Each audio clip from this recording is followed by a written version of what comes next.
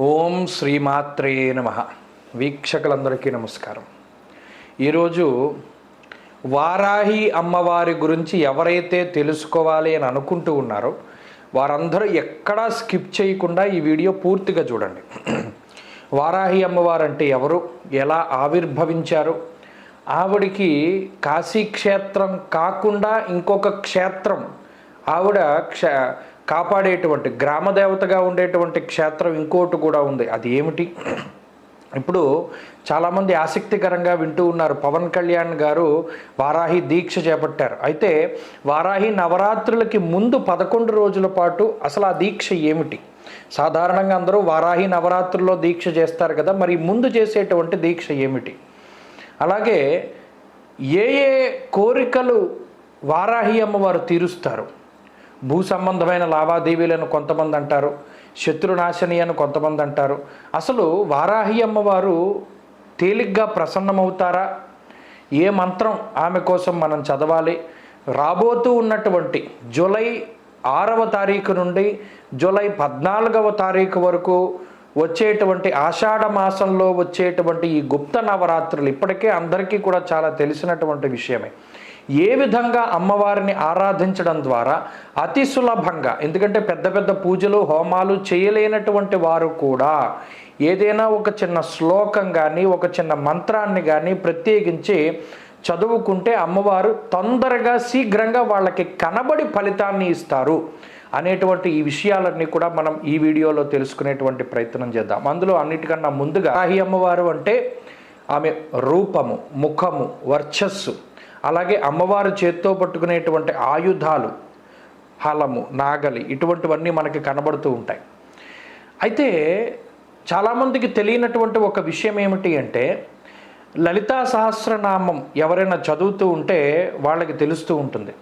మనం సాధారణంగా శంకర భగవత్పాదులు కానీ లేదా మరి ఏ ఇతరత్ర భగవత్ స్వరూపులైనా సరే ఒక దేవతని స్తుతించేటప్పుడు ఆపాదమస్తకం స్తుతిస్తారు. అంటే పాదాల దగ్గర నుండి తలకాయ వరకు కూడా వారి యొక్క ఆ స్థుతి, అంటే వారి యొక్క స్థితి ఏ విధంగా ఉన్నది, వారు ఇన్ని హస్తాలు కలిగి ఉన్నారు, లేదా వారు ఈ రకంగా ఉన్నారు, ఆ రకంగా ఉన్నారని కింద నుండి పైకి వర్ణన ఉంటుంది. కానీ లలితా సహస్రనామంలో అలా ఉండదు వర్ణన. అమ్మవారి నామాలు గనక చూస్తే శ్రీమాత, శ్రీ మహారాజ్ఞి, శ్రీమత్ సింహాసనేశ్వరి, చిదగ్నికుండ సంభూత, దేవకార్య సముద్యత, ఉద్యద్భాను సహస్రాభ, చతుర్బాహు సమన్విత, అంటే కిరీటం దగ్గర నుండి కనబడుతున్నాయి మనకి వర్ణన. అంటే అక్కడ మీరు గమనించవలసిన విషయం ఏంటి అంటే, చిదగ్నికుండ సంభూత, చిద్ అగ్ని. చిదగ్ని అంటే ఏంటంటే సచ్చిదానంద స్వరూపమైనటువంటి పరమాత్మ యొక్క తేజస్సు ఏదైతే ఉన్నదో అది చిదగ్ని. ఆ అగ్నిగుండం అంటే పరమాత్మ యొక్క తేజస్సు. ఆ తేజస్సు నుండి ఉద్భవించినటువంటి లలితాదేవి అగ్నిగుండం నుండి పైకి వచ్చింది. పైకి వచ్చినప్పుడు మొట్టమొదటగా ఈ కిరీటము, కన్నులు, లేకపోతేనేమో కనుబొమ్మలు, ముక్కు, నోరు, ఇలా కిందకి అమ్మవారి యొక్క స్వరూపాన్ని లలితా సహస్రనామం వర్ణన చేస్తూ ఉంటుంది. అలా చేసినప్పుడు ఈ అమ్మవారు ఆవిర్భవించినప్పుడు అమ్మవారితో పాటు మరో 2 దేవతా స్వరూపాలు కూడా చిదగ్నికుండంలోంచి బయటకు వచ్చాయి. ఒక అమ్మవారు అంటే లలితాదేవి ఆమె మధ్యలో ఉండగా ఆమె యొక్క కుడి చేతి వైపు మంత్రిని పరిసేవిత. మంత్రిని అంటే రాజ్యశ్యామలాదేవి. ఇప్పుడు మన మాతంగి అంటారు, ఉచ్చిష్ట చాండాలి అంటారు, రాజ్యశ్యామల అంటారు, మాతంగి అంటారు. ఇలా ఏ పేరు పెట్టి పిలుచుకున్నా అమ్మవారు శ్యామలాదేవి ఆమె యొక్క కుడి పక్కన, అలాగే ఇంకొక దేవత వారాహి అమ్మవారు లలితాదేవి యొక్క ఎడమ వైపుగా ఉంటారు. ఇది చిదగ్నికుండంలోంచి ఉద్భవించినటువంటి దేవతా స్వరూపాలు.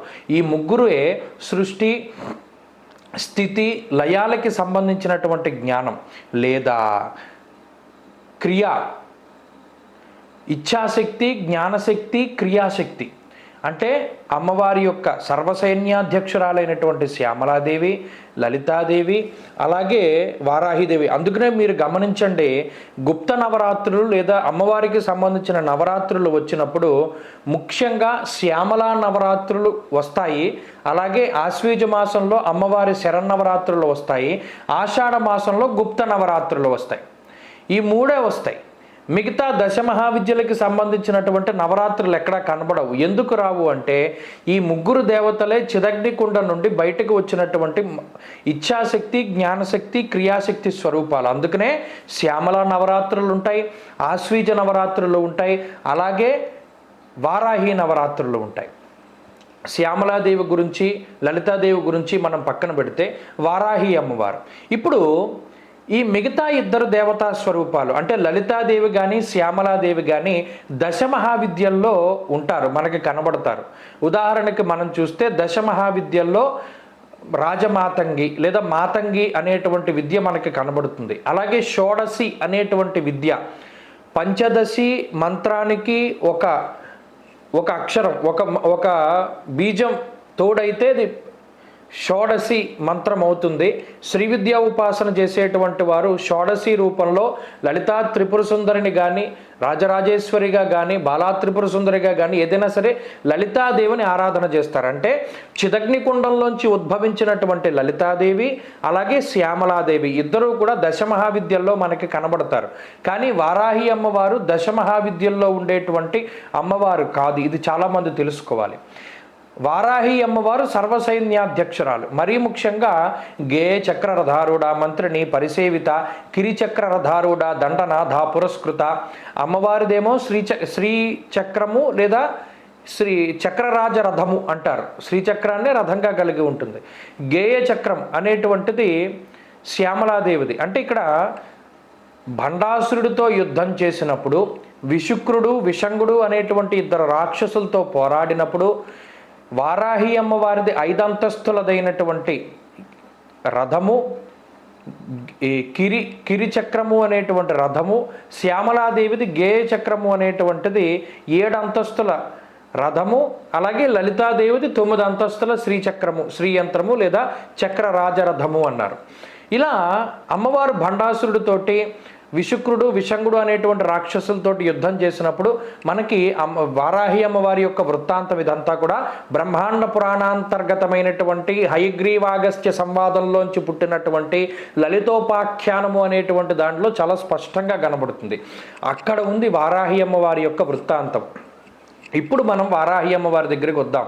వారాహి అమ్మవారు అతి శీఘ్రంగా మనకి ఫలితాన్ని ఇచ్చేటువంటి అమ్మవారి స్వరూపం. మనం ఇందాక చెప్పుకున్నట్టు దశమహావిద్యలకి ఈ అమ్మవారికి సంబంధం లేదు. కానీ దశమహావిద్యల్లో ఉండేటువంటి చాలా స్వరూపాలని వారాహి రూపంలో కూడా కొలుస్తారు. ఉదాహరణకి ధూమావతి అమ్మవారిని కనుక మనం తీసుకుంటే, ధూమావతి అమ్మవారు అంటే మీకు అందరికీ కనబడుతూ ఉంటుంది. కృషించినటువంటి శరీరము, కృషించినటువంటి స్తన భాగాన్ని కలిగి ఉండే చాలా తీక్షణమైనటువంటి చూపులు, అలాగే ఒడిలిపోయినటువంటి శరీరము, తెల్ల వస్త్రాన్ని కట్టుకొని విధవరాలుగా కనబడుతూ ఉంటుంది అమ్మవారు. కొంత అమంగళకరమైనటువంటి స్వరూపం అమ్మవారిది. అయితే ధూమావతి అమ్మవారు ఉచ్చాటన చేస్తుంది. దశమహావిద్యల్లో అదొక విద్య. భూతప్రేత పిశాచాలను ఉచ్చాటన చేయడానికి, దారిద్ర్యాన్ని ఉచ్చాటన చేయడానికి, అనారోగ్యాన్ని ఉచ్చాటనం అంటే ఇక తీసేయడమే, అక్కడ నుండి వెళ్ళిపోమండమే. అమ్మవారి యొక్క పవర్ అంత ఉంటుంది. అలా ధూమావతి అమ్మవారిని ధూమ్రవారాహి రూపంలో చాలామంది ఉపాసన చేస్తూ ఉంటారు. అది అతి శీఘ్రంగా ఫలితాన్ని ఇస్తుంది. ఇలా కొన్ని దశమహావిద్యా స్వరూపాల్లో వారాహికి సంబంధించినటువంటి వృత్తాంతాలు మనకి కనబడుతూ ఉంటాయి. సరే, ఇవన్నీ పక్కన పెడితే ఉపాసనలో అత్యంత శీఘ్రమైనటువంటి ఫలితాలను ఇచ్చేటువంటి తల్లి కూడా వారాహి అమ్మవారే. కానీ ఈ ఉపాసన వామాచారంలోనూ దక్షిణాచారంలోనూ కూడా కనబడుతూ ఉంటుంది. మనం దక్షిణాచారంలో చేస్తాం, కానీ వామాచారంలో చేసేటువంటి ఉపాసనకి పట్టు లేదా అది మీ కొంతమంది కొంత తప్పుగా అర్థం చేసుకున్నా కూడా, రామకృష్ణ పరమహంస లాంటి గొప్ప భక్తుడు కూడా అమ్మవారిని ఉదయం పూట పగటిపూట అంతా కూడా దక్షిణాచారంలో ఉపాసన చేసి రాత్రిపూట వామాచారంలో అమ్మవారిని ఉపాసన చేసేటువంటి వారు. కాబట్టి వారాహి అమ్మవారి ఉపాసన అంతా కూడా వామాచారంలో ఉంటుంది. కొంత మనం సాత్వికమైనటువంటి ఆరాధన చెయ్యాలి అనుకునేటువంటి వారు ఈ ఆషాఢ శుద్ధ పాడ్యము నుండి ఆషాఢ శుద్ధ నవమి వరకు 9 రోజుల పాటు కూడా అమ్మవారికి సంబంధించినటువంటి ధ్యానావాహనాది షోడశ ఉపచారాలతోటి కలశ స్థాపన చేసుకుని యథావిధిగా పూజాక్రమాన్ని ఆచరించవచ్చు. చివరి రోజున నవమి దాటిపోయి దశమి తిథి రోజున చక్కగా వారాహి అమ్మవారి యొక్క హోమాన్ని కూడా నిర్వర్తించుకోవచ్చు. ఇది ఒక పద్ధతి. కామ్యార్థము అంటే ఈ ప్రధానంగా ఏ సమస్యనైనా సరే, చదువు గురించి కానీ, వీసాల గురించి కానీ, లేదా భూ సంబంధమైనటువంటివి, కోర్టు కేసులు, లేదా శత్రువుల మీద విజయం, అంతర్గత శత్రువులు, బహిర్గత శత్రువులు, ధనము, విపరీతమైన ధన నష్టాన్ని అడ్డుకోవాలి అన్నా, లేదా మరి ఏ సమస్య అయినా కానివ్వండి, మన జీవితంలో ఏ రకమైనటువంటి సమస్య అయినా సరే అమ్మవారికి సంకల్ప రూపంలో మనం అక్కడ నివేదన చేసి, అమ్మ నాకు ఇది కావాలి అని నిన్ను ధ్యానం చేస్తున్నాను అంటే అమ్మవారు అది ఇచ్చేస్తుంది. ఈ 9 రోజులు ఇలా యథావిధిగా కలశ స్థాపనతో చేయొచ్చు. లేదా రెండవ పద్ధతి పంచమి నాయకి వారాహి. అమ్మవారికి పంచమి తిథి మొదలుకొని పంచమి, షష్ఠి, సప్తమి, అష్టమి, నవమి పాంచాహ్నిక దీక్షగా కూడా కొంతమంది చేస్తారు. లేదు త్రయాహ్నిక దీక్ష చేస్తారు 3 రోజుల పాటు, సప్తమి, అష్టమి, నవమి. ఏమి చేయలేనటువంటి వారు నవమి, లేదు ఇంకా ఏమి కుదరలేని అనుకునేటువంటి వారు ఈ 9 రోజుల్లో ఏదో ఒక రోజు అమ్మవారి యొక్క హోమం. అది కూడా మనం చేయలేమనుకున్నప్పుడు ఒక్కటి మాత్రం చేయొచ్చు. వారాహి అమ్మవారి యొక్క 12 నామ స్తోత్రము అని చెప్పి ఒక అత్యంత శక్తివంతమైనటువంటి స్తోత్రం ఉంటుంది. ఆ 12 నామాలని కూడా ప్రతిరోజు సాయంత్రం పూట స్నానం చేసిన తర్వాత అమ్మవారి ఏదైనా మీ పూజా గదిలో దగ్గరగా కూర్చొని చక్కగా పద్మాసనం వేసుకుని ఆ 12 నామాలని కూడా మనం నోటితోటి పలికి అమ్మవారికి పానకాన్ని నివేదన చేసి ధూపాన్ని గనక వేసినట్టయితే ఖచ్చితంగా మీ యొక్క కోరిక అనేటువంటిది నెరవేరుతుంది. అంత శీఘ్రంగా ఫలితాన్ని ఇచ్చేటువంటిది వారాహి అమ్మవారు. ఇది వారాహి అమ్మవారిని ఖచ్చితంగా ఈ 9 రోజుల్లో, అంటే అవి విశేషమైన రోజులు. ఇందాక మీకు చెప్పినట్టు చిదగ్నికుండంలోంచి ఉద్భవించిన 3, అంటే ఆ 3 స్వరూపాలకే నవరాత్రులు ఉన్నాయి, దశమహావిద్యలకి లేవు. అందులో 2 దశమహావిద్య స్వరూపాలే. అక్కడ కూడా విషయాన్ని దృష్టిలో పెట్టుకోవాలి. అయితే ఇంకొక సమాధానం చెప్పాలి. చాలామంది నేను అడుగుతూ ఉన్నటువంటిది, ఇప్పుడు కొత్తగా డిప్యూటీ సీఎంగా ఎన్నికైనటువంటి పవన్ కళ్యాణ్ గారు మరి వారాహి దీక్ష చేపడుతున్నారు, దాని గురించి కూడా చెప్పండి అని అడిగారు. అయితే ఇది ఒక విషయం. వారాహి అమ్మవారికి సంబంధించిన దీక్ష చేపట్టారు అంటే ఆయనకి ఏదో కామ్యార్థం ఉంటుంది. గతంలో వారాహి నవరాత్రుల్లో అనుకున్నటువంటి బలమైనటువంటి కామ్యము అనగా కోరిక గనక నెరవేరితే వారు ఈ జ్యేష్ఠ మాసంలో అమావాస్యకి ముందు ఉండేటువంటి 11 రోజులు, అమావాస్యతో కలుపుకుని 11 రోజులు కూడా వారాహి దీక్ష తీసుకుంటారు. జ్యేష్ఠ అమావాస్య చాలా గొప్పదైనటువంటి రోజు, చాలా పవర్ఫుల్ అమావాస్యల్లో జ్యేష్ఠ అమావాస్య ఒకటి, చాలా పవర్ఫుల్ అయినటువంటి అమావాస్య. అందుకని ఈ 11 రోజులు కూడా దీక్ష చేపట్టి అమ్మవారి యొక్క ఆశీర్వాదం తీసుకుని పలానా కామ్యం నాకు నెరవేరింది, లేదా నేను ఉపాసన చేస్తున్నాను కాబట్టి ఈ 11 రోజులు కూడా దీక్ష చేపడుతున్నానని ఈ 11 అదొక 9 మొత్తం 21 రోజుల పాటు, ఈ 20 ఇంకొక రోజుతో కలుపుకొని దశమి తిథితోటి దాన్ని తీసేస్తారు. అర్ధమండలం రోజుల పాటు అమ్మవారి యొక్క దీక్ష చేసేటువంటి వారు కూడా ఉన్నారు. కాబట్టి వారాహి అమ్మవారిని ఏ రకంగా కొలిచినా కూడా అమ్మవారు చక్కగా మనందరికీ కూడా మంచి ఫలితాన్ని ఇస్తూ ఉంటారు. ఎవరైనా సరే అమ్మవారి యొక్క ఆరాధన చేయవచ్చును.